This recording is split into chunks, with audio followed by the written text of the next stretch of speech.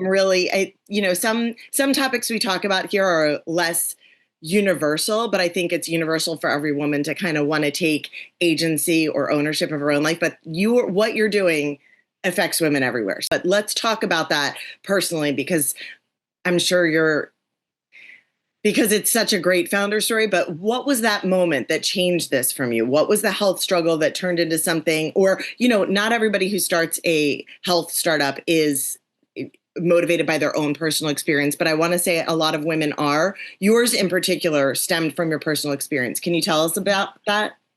Yeah, absolutely. My journey that led me to FOXX started on a Tuesday on my couch. I was laying there and I was watching TV, and then all of a sudden I started feeling my heart beating, and I wasn't doing anything. I was just laying there, and I felt my heart beating, and then I felt clenching in my jaw on my left side, and I felt my left arm starting to hurt, and anyone universally, heart attack. Yes. Heart attack. And I'm like, oh my God, what is happening? And I was so scared, and I was home alone at the time, and I was like, I am going to die, something's wrong.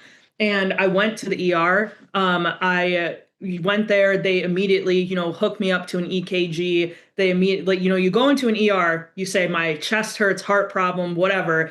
They immediately take you back, and I was taken care of to the point of, are you having a heart attack? And the answer was no, because they can tell from an EKG. And so I left the hospital, and they said, go to your primary care. It was probably an anxiety attack.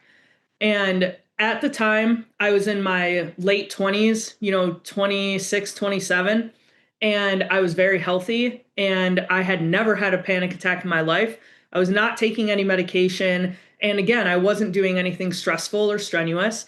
And I went to my PCP, and they're like, well, you weren't having a heart attack. So it very clearly it was an anxiety attack.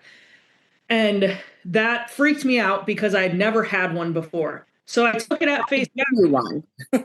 Yeah, right, exactly.